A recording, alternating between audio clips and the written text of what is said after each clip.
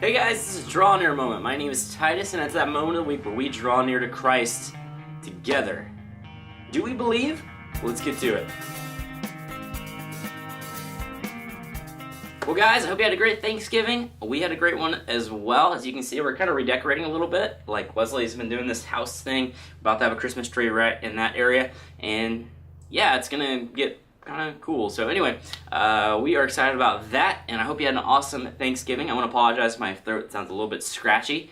We were playing Ultimate Frisbee outside, and I don't know, that cold air, like with like the leaves and stuff all around, and I don't know, like is there ragweed or something, I don't know. It just messes me up. Just breathing in cold air for a couple hours just kills me.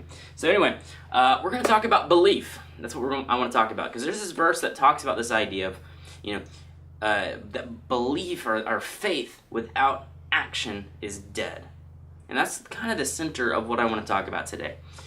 So if you say, I believe, I believe God is powerful, I believe God is awesome, I believe God can do anything, but then you live a life that doesn't reflect that at all, that's a problem. And actually the Bible would say that your faith is dead. So do we actually believe? There are some times where I feel like God has been prompting me to do something, and I did it, and I was like, thank you, Lord, for giving me the strength to do it. And there have been other times where I felt like God was prompting me to do something, and I didn't do it. And I have this sense of regret. But here's the thing, if we actually believe that the stuff in the Bible and all that stuff is happening, or all the things that happen in the Bible, and we actually believe that God was fighting for us, then I really believe that we would be unstoppable. Now, let's take a look at a character in the Bible. Now, this is a guy his faith was being tested. Now, this guy's name is David. He's about to do the whole David and Goliath thing. Now, you've probably heard this story, so I don't want to go through every little bit of detail, but I just kind of want to point out a couple things.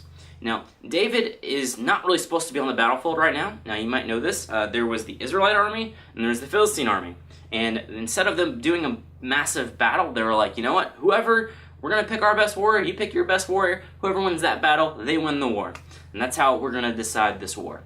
And so they send out Goliath, so that's what the Philistines do, and nobody wants to even think about it, because this is this massive giant dude that's got this massive spear and just sword, and just like, holy cow, he's just scary looking.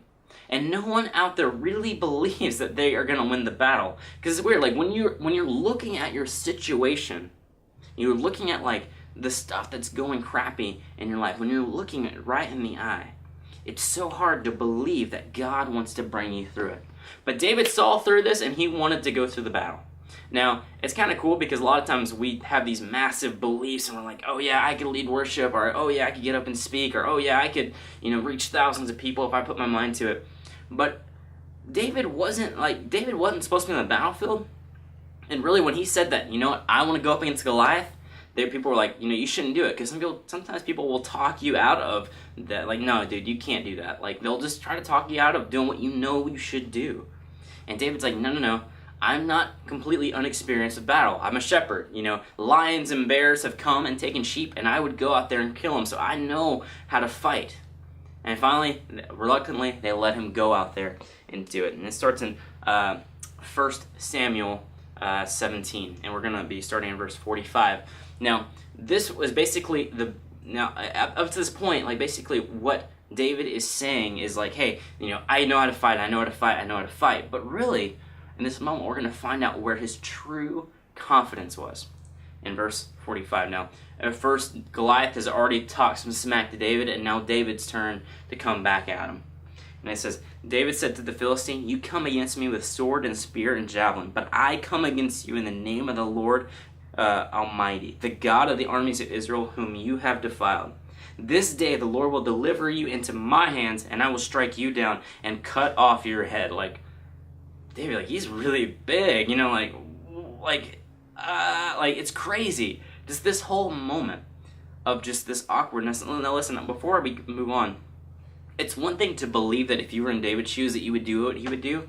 A lot of times we like to say that. A lot of times we like to say, I would have done that too. Because it's easy, because we have the foresight. We know what happened in the story. And it's easy for us to think that. But truthfully, it's another thing when you actually step onto the battlefield and are eye to eye with Goliath. And so we'll move on here. And and he keeps on going on. The Lord will deliver you into my hands. I will strike you down, cut off your head. This very day I will give the carcass of the Philistine army to the birds and the wild animals, and the whole world will know that there is a God in Israel. And all those gathered here will know that not by sword or spear that the Lord saves, for the battle is the Lord's, and he will give you all into our hands. Now, just a bold statement. Now let's see how it ends in verse 48. As the Philistine moved closer to attack him, David ran. So they're charging at one another. David ran quickly toward the battle line to meet him. Reaching into his bag, taking out a stone, he slung it, and the Philistine, struck the Philistine on the forehead. The stone sank in to his forehead, and he fell face down on the ground, and that's how he died right there. Now, what I want to talk about is this idea, like, it's one thing to believe that you could have faced down a giant, but it's another thing to step on to the battlefield. Now, here's the idea that I really want to stress to you. You always do what you believe. It's so easy to talk a big talk, but it is so difficult to actually step into the battlefield and face that giant face to face. It's so easy to walk into someone else's situation and they're going through a hard time and be like, you know what, God's got this, and pat them on the back and send them on their way. But it's another thing when it's your mom that's sick, or it's you that are sick, or that it's your friend that got into a car accident, or it's you that lost your job. It's another thing totally. Now, do we really believe that God is in control? That's the idea I want to talk about, because we always do what we believe. Now, I want to illustrate with this idea, and this is kind of cool because this was a couple Thanksgivings ago, and I have a really bad habit of being a bad procrastinator. So I had a massive amount of hair it was the day before Thanksgiving, and I needed to get that thing trimmed, and I waited till the last moment, and in fact, I waited till it was basically too late. Like, the train had already sailed. It was 8 o'clock at night. Everywhere was closed. It was a no-go. And Leslie says to me, Titus, I could cut your hair for you. And I'm like, have you ever cut hair before? Like, this is like this awkward thing. He's like, no, but I saw a video. I've seen him cut your hair before at the haircut place. I've seen the whole thing going on. And so in her parents' house in the bathroom, we sat me down, and she put a sheet over me, because I guess that's what you're supposed to do. And she started snipping, because she really believed that she could do it. So she did what she believed. Now, before you get really offended if you cut hair, I just want to, the fact that we believe that we could have done this, I just want to mention this one thing, that you guys are so good at your job that it makes normal people like me think that, that looks so easy, I could totally do that. Y'all are just so good at it. But in this moment, we end up kind of backfiring a little bit. So she actually was working her way around this way, which I don't know that's exactly what she was supposed to do. So she got like from the back all the way to the front middle from this side. And so this side was short, it looked a little funny, and this side was still like massively long. And in the middle of all of this, she's just like, I can't do this, and she leaves. She bails. And I was just like stuck. I was like, I don't know what to do. Like, this was way worse than it was before. Like, but there's no way to get the hair back. It was just this awkward moment of just like panic. And luckily, my aunt used to cut hair, so we just showed up at her house early. She cut the rest of my hair for me, and I was good to go. But in that moment, Leslie and I really believed, like, oh yeah, it's so easy. But it's another thing to think that, and it's a completely different thing to actually be snipping the hair. Now, here's what I want to end with. Do we really believe God is in control? Because if we did, our lives should reflect that. So my question for you today is not, do you believe? But it's, what are you doing about your beliefs? Because we should be a mirror of our beliefs. People should see what we believe by what we do. When they look at us, it should just be a mirror into the things, oh, this guy really believes that God can do anything.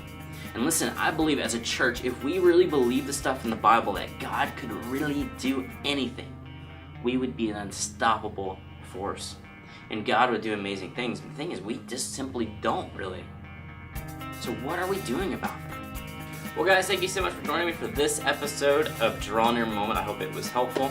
And let's start believing, man. Let's start actually showing that we believe that God can do anything in our community. Now, if you like what I'm doing and you want to stay in touch with that, there's a couple things you can do down below. There's a subscribe button, and that'll let you know because whenever I add a new episode, because I do it every week. I do it every Wednesday, or you can just come join me every Wednesday. That works too. Also, there's my Twitter if you want to stay in the loop with what I do as well. So anyway, guys, thank you so much for joining me, and I will see you next week for another episode of Draw Near Moment. See you then.